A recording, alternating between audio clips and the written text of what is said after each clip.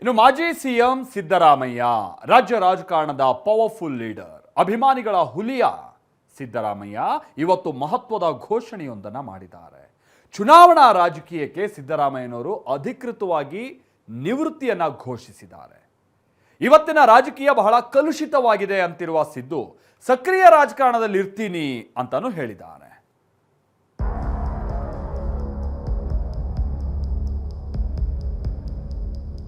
ನನ್ನನ್ನು ಎದುರಿಸಕ್ ಸಾಧ್ಯ ಇಲ್ಲ. ನಾನು ಜನರ ಪರವಾಗಿ ಇಲ್ಲ, ನಾನು ನಾಡಿನ ಪರವಾಗಿ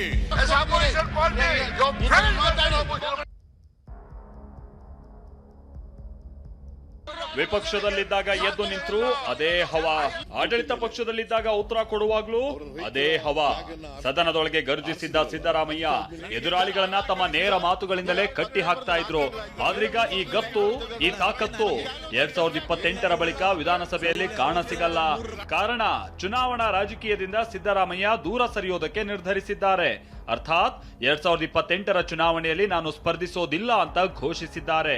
2028ಗೆ ನಾನು ಚುನಾವಣೆಯಲ್ಲಿ ಸ್ಪರ್ಧೆ ಮಾಡಲ್ಲ.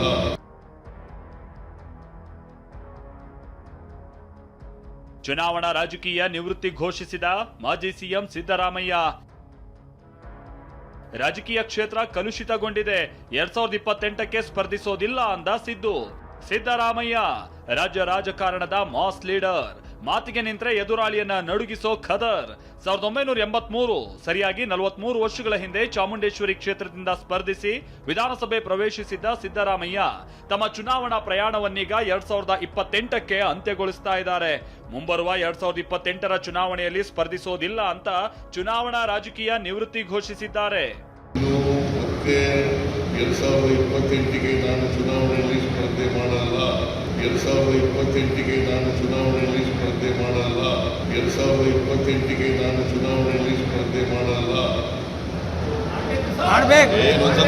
ಮಂಡ್ಯ ಜಿಲ್ಲೆ ಕೆಆರ್ಪೇಟೆಯಲ್ಲಿ ನಡೆದ ಕಾರ್ಯಕ್ರಮದಲ್ಲಿ ಮಾತನಾಡಿದ್ದ ಸಿದ್ದರಾಮಯ್ಯ ರಾಜಕೀಯ ನಿವೃತ್ತಿಯನ್ನ ಘೋಷಿಸಿದ್ದಾರೆ. ಅಭಿಮಾನಿಗಳು ಮುಂದಿನ 10 ವರ್ಷದಲ್ಲಿ ರಾಜಕೀಯದಲ್ಲಿ ಇರಲೇಬೇಕು ಅಂತ ಕೂಗಿದ್ದಾರೆ.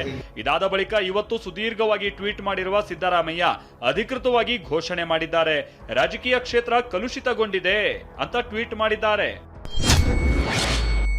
ರಾಜಕೀಯ ಕ್ಷೇತ್ರ ಇಂದು ಕಲುಷಿತಗೊಂಡಿದೆ. 2028ರ ವಿಧಾನಸಭಾ ಚುನಾವಣೆಯಲ್ಲಿ ನಾನು ಸ್ಪರ್ಧಿಸುವುದಿಲ್ಲ. ಮುಂದಿನ ಚುನಾವಣೆಯಲ್ಲಿ ನಾನು ಸ್ಪರ್ಧಿಸದಿರಲು ನಿರ್ಧರಿಸಿದ್ದೇನೆ.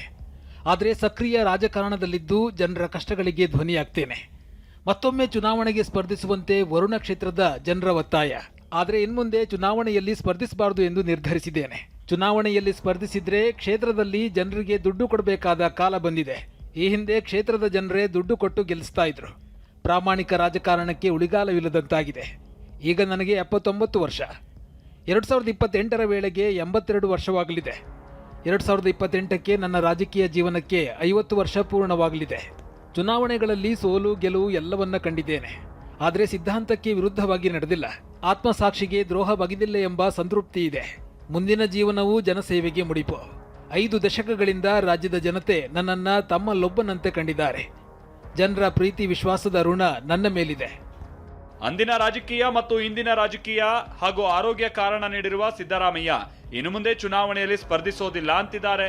ಆದರೆ ಅವರ ಆಪ್ತರು, ಕಾಂಗ್ರೆಸ್ ನಾಯಕರು ಸಿದ್ದರಾಮಯ್ಯ ಚುನಾವಣಾ ರಾಜಕೀಯದಲ್ಲಿ ಇರಲೇಬೇಕು ಅಂತಿದ್ದಾರೆ.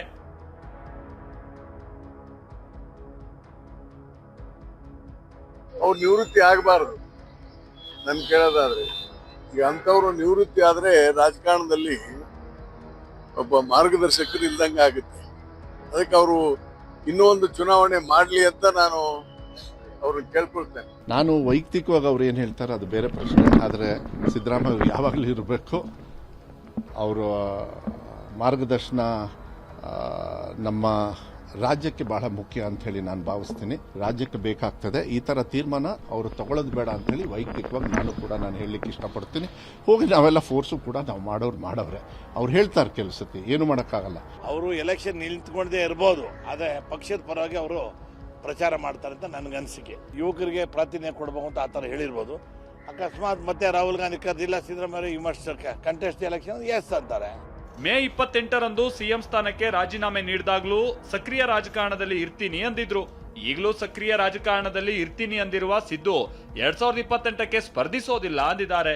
ಸಿದ್ದರಾಮನ ಹುಂಡಿಯ ಸಿದ್ದರಾಮಯ್ಯ ವಕೀಲರಾಗಿ ಸೇವೆ ಸಲ್ಲಿಸಿದ್ದ ಸಿದ್ದು ರೈತ ಹೋರಾಟಗಾರ ಪ್ರೊಫೆಸರ್ MD ನಂಜುಂಡಸ್ವಾಮಿ ಅವರಿಂದ ಪ್ರೇರಣೆಗೊಂಡು ರಾಜಕೀಯಕ್ಕೆ ಬಂದೆ ಅಂತ ಹಲವು ಬಾರಿ ಹೇಳ್ಕೊಂಡಿದ್ರು. ವಿರೋಧ ಪಕ್ಷದ ನಾಯಕನಾಗಿ, ಉಪಮುಖ್ಯಮಂತ್ರಿಯಾಗಿ, ಹಣಕಾಸು ಸಚಿವರಾಗಿ, ಮುಖ್ಯಮಂತ್ರಿಯಾಗಿ ರಾಜ್ಯವನ್ನ ಮುನ್ನಡೆಸಿದ್ದಾರೆ. ಅನ್ನಭಾಗ್ಯ, ಕ್ಷೀರಭಾಗ್ಯ, ಶಾದಿ ಭಾಗ್ಯಗಳನ್ನ ಕೊಟ್ಟಂತ ಭಾಗ್ಯರಾಮಯ್ಯ ಈಗ ಚುನಾವಣಾ ರಾಜಕೀಯದ ಬಾಗಿಲು ಹಾಕೋದಕ್ಕೆ ಸಜ್ಜಾಗಿದ್ದಾರೆ. Bureau report, TV9.